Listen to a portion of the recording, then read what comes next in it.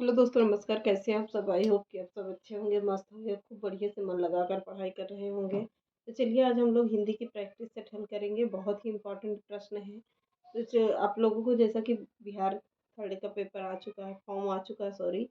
अगर बढ़िया शिक्षक भर्ती देखने को मिल रही है तो आप लोग उसी हिसाब से बढ़िया से तैयारी करिए हिंदी में। आप लोगों का पूरा एनसीईआरटी बेस पे रहेगा हिंदी, और हिंदी साहित्य के भी पोर्शन रहेंगे। आप लोगों को सभी ए टू जेड प्रैक्टिस सेट मिलते रहेंगे। तो चलिए आज के सेशन को चालू करते हैं। पहला प्रश्न देखते हैं, पश्चिमी हिंदी भाषा का विकास किस अपभ्रंश से हुआ है? तो पश्चिमी हिंदी भाषा का विकास किससे हुआ है? सौर सैनी अपभ्रंश से हुआ है। पहला ही प्रश्न बिल्कुल सही है। अगला देखते हैं, केंद्रीय हिंदी संस्थान कहाँ पर है? तो केंद्रीय हिंदी संस्थान कहाँ पर है? आगरा में है। कहाँ? आगरा में है। अगला है, देवनागरी किस प्रकार की लिपि है? तो देवनागरी अक्षरात्मक लिपि है। कैसी? अक्षरात्मक, यानी कि लिखी गई है ये। अगला है, छत्तीसगढ़ी के अन्य दो नाम क्या हैं? तो छत्तीसगढ़ी हिंदी के अन्य दो नाम क्या हैं? लारिया और खलटाही। कौन सा? लारिया और खलटाही है। बहुत ही इंपॉर्टेंट है। अगला है, आकार बहुला भाषा कौन सी है? तो आकार बहुला भाषा कौन सी है? छत्तीसगढ़ी, बघेली, मगही और मैथिली। ये चार भाषा ऐसी हैं जो आकार बहुला भाषा के अंतर्गत आती हैं। अगला है, राजभाषा के में का वर्ग के अनुसार कितने राज्य आते हैं? तो भाषा में का वर्ग के अनुसार कितने राज्य आते हैं? तो 10 राज्य आते हैं, जो बहुत इम्पोर्टेंट है। अगला है, भारतीय संविधान के अनुसार हिंदी भाषा को कब स्वीकृति मिली थी? भारतीय संविधान के अनुसार हिंदी भाषा को कब स्वीकृति मिली थी? तो 14 सितंबर 1949 ईस्वी को मिली है। अगला है, हिंदी अनुच्छेद के अनुसार संघ की राजभाषा हिंदी होगी। कौन सी? हिंदी किस अनुच्छेद के अनुसार संघ की राजभाषा हिंदी होगी? तो किस आर्टिकल में कहा गया है? तो 343 में कहा गया है कि हिंदी क्या राजभाषा के रूप में मानी जाएगी या मानी जाती है। अगला है, केंद्रीय हिंदी निदेशालय की स्थापना कब हुई थी? तो केंद्रीय हिंदी निदेशालय की स्थापना कब हुई थी? 1960 ईस्वी को हुई थी। अगला प्रश्न देखते हैं, किस संशोधन के अनुसार चार भाषाओं को जोड़ा गया? किस संशोधन के अनुसार हिंदी की चार भाषाओं को जोड़ा गया था? तो 92 संशोधन के अनुसार भारत में चार भाषाओं का को जोड़ा गया था। अगला प्रश्न है, खस के किस भाषा का विकास हुआ है? तो खस से पहाड़ी हिंदी का विकास हुआ है। किसका? पहाड़ी हिंदी का विकास हुआ है। अगला प्रश्न है, हिंदी साहित्य सम्मेलन प्रयाग की स्थापना कब हुई थी? तो हिंदी साहित्य सम्मेलन प्रयाग की स्थापना हुई थी 1910 ईस्वी में। इम्पॉर्टेंट है, फटाफट से नोट करते रहिएगा। आगे बढ़ते हैं, हिंदी साहित्य सम्मेलन प्रयाग की स्थापना कब हुई थी? तो हिंदी साहित्य सम्मेलन प्रयाग की स्थापना हुई थी 1910 ईस्वी में हुई थी। कब? 1910 ईस्वी में हुई थी। अगला है, जैन साहित्य किस भाषा में लिखे गए हैं? तो जैन साहित्य लिखे गए हैं प्राकृत भाषा में। किस भाषा में? प्राकृत भाषा में लिखे गए थे।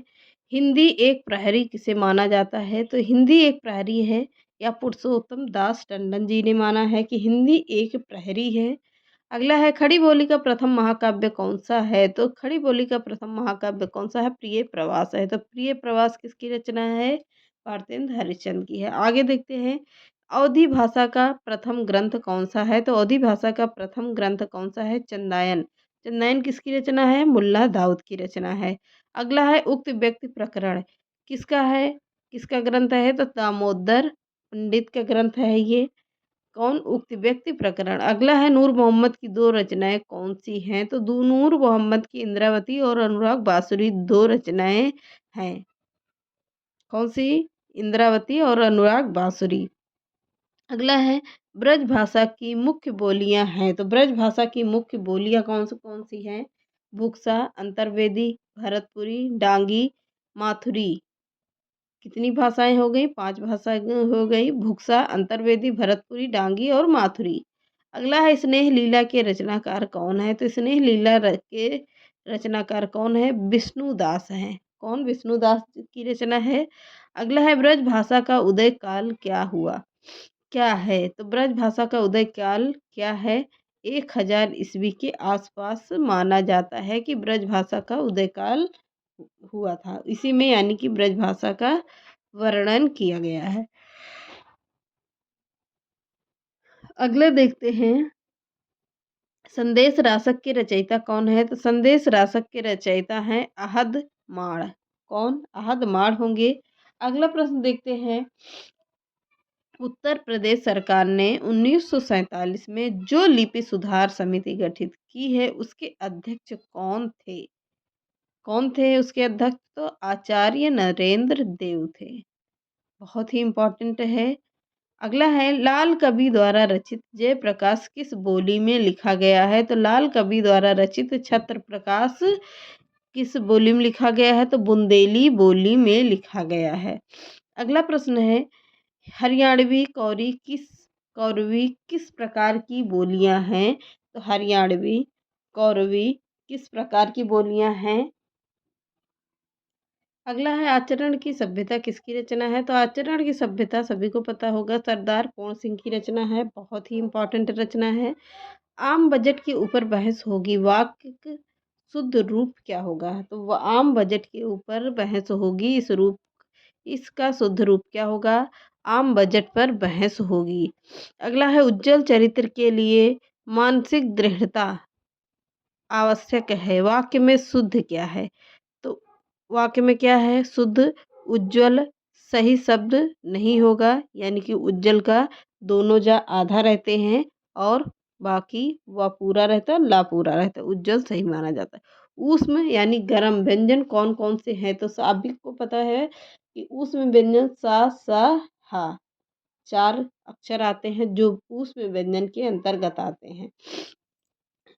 1 और 11 होते हैं। लोकोक्ति का अर्थ क्या है? संघ में बड़ी शक्ति होती है।